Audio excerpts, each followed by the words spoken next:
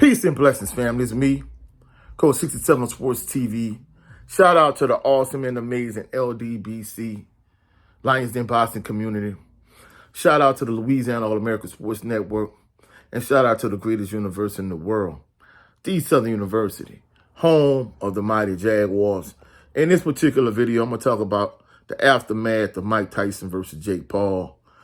And, just watching that fight, I'm not even going to lie. First and foremost, whoever sanctioned that fight, something wrong with him. There's no way should Mike Tyson versus Jake Paul been a sanctioned fight. That's first and foremost. Mike Tyson is 58 years old. Even like in the back half of his career, like on the tail end of his career, like he wasn't the guy he was when he was the undisputed heavyweight champion, just knocking people out. He was like a shell of that guy. And this guy is a shell of that guy. Like, Father Time is undefeated for a reason. For you to have this dude go in there and fight against a 27-year-old Jake Paul, to me, is beyond me. And clearly, he clearly wasn't worried about his legacy. Because Mike Tyson, prime Mike Tyson, many individuals consider him one of the greatest heavyweights of all time. But, let's be real, he hasn't been that guy for quite some time. And, for you to get in there and fight Jake Paul, and, I'm not going to lie, I felt like for the first 30 seconds, he really was trying to, go for a heavy shot and get Jake Paul out of there. But after the fact, like, the rest of the fight, he just was a sitting duck, and Jake Paul was just beating up on him. And the sad part about this entire situation is, if you put Jake Paul at his zenith, at the height of his superpowers, against a prime Mike Tyson, realistically, Jake Paul ain't even fit to be a sparring partner for a prime Mike Tyson. That's how much of a mismatch it will be.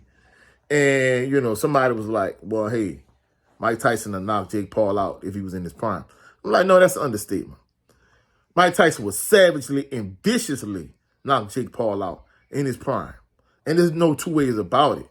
But for you to, like, literally have hundreds of millions of dollars and blow all your money, and at 58 years old, have to get back in the ring and fight against Jake Paul, to me, is just a travesty. It's just sad. And clearly he wasn't worried about his legacy because, truthfully speaking, Jake Paul pulled down his pants and literally defecated on Mike Tyson's legacy.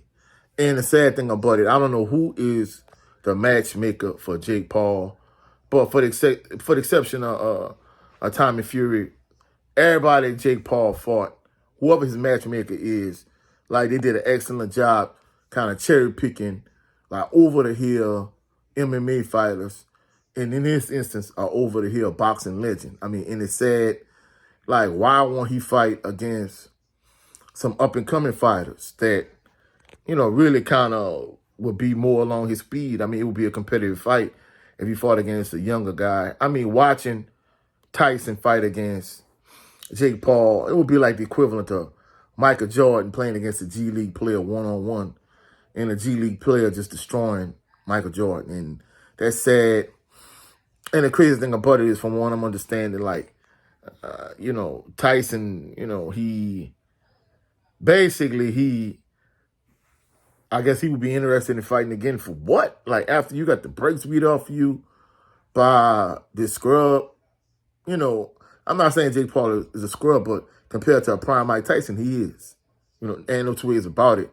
So, the fact that he would consider, like, fighting again, and whoever sanctioned this fight, that's all it should have been. At best, was an exhibition. But I guess they was trying to get, every drop of juice out of this orange that they could. That's what they did. And let's be real, even though Mike Tyson hasn't been in his prime for quite some time, his name still carries a lot of weight because he's a legend. You got to realize at one point, in the late 80s, early 90s, like, Mike Tyson was must-see TV. And, of course, every time he fought, a lot of these fights was ending in 30 seconds, 90 seconds, because he was knocking people out, savagely and viciously and in real quick fashion. But, to me, I think the sad part of it is when you see guys like Mike Tyson at 58 years old, you see guys like Floyd Mayweather Jr., who was in his 40s, have to get into the ring and still fight. You know what I mean? Even Floyd fans be like, hey, easy work, easy work. You robbing the bank. No, bro, like in your 40s and 50s, you should not have to get into a ring and take punches and take punishment. There's no way that should be the case.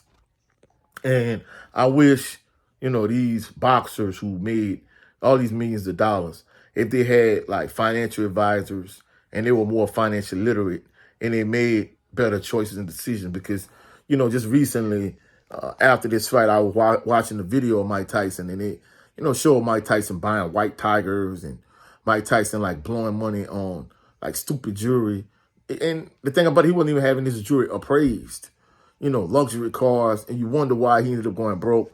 So hopefully in this latter stage of his life, basically you had to sell your legacy for a $20 million paycheck.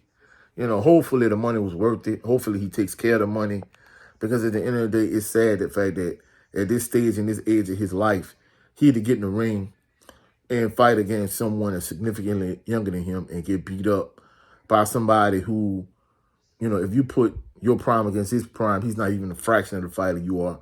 He's not even worthy of being a sparring partner when you're in your prime. And it's sad. And a lot of people, they kind of giving Jake Paul like fake praise. He took it easy on Mike. No, he didn't take it easy on Mike. He was trying to stop Mike, but he not that guy. And, that's one thing about Mike Tyson, even when he was in his prime. He could take a punch.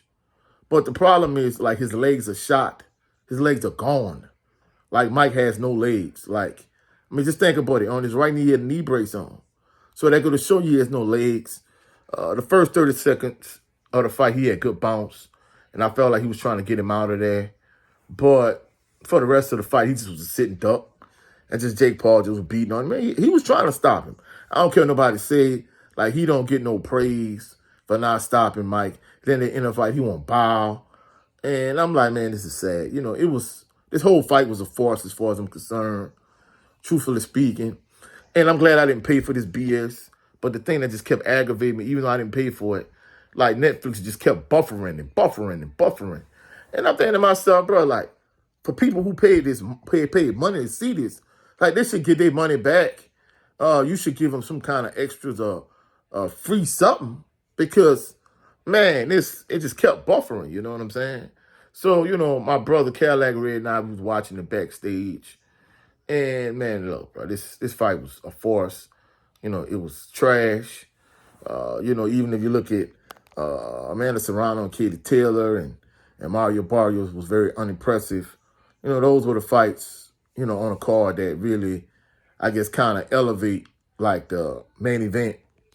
But, and of course, when it came to Serrano and Taylor, like, I really wasn't interested in that fight, to me, unless it's like, Clarissa Shields or Alicia Baumgardner. Too bad the two of them couldn't fight. I know Alicia Baumgardner is, was a little bit too small for Clarissa Shields. But to me, they could have fought, like, somewhere in Michigan on pay-per-view. I'd have paid big money to see that fight. But that's another story. But to me, it's just sad, watching the aftermath of, Mike Tyson versus Jake Paul. It's just sad that he had to sell his legacy for $20 million.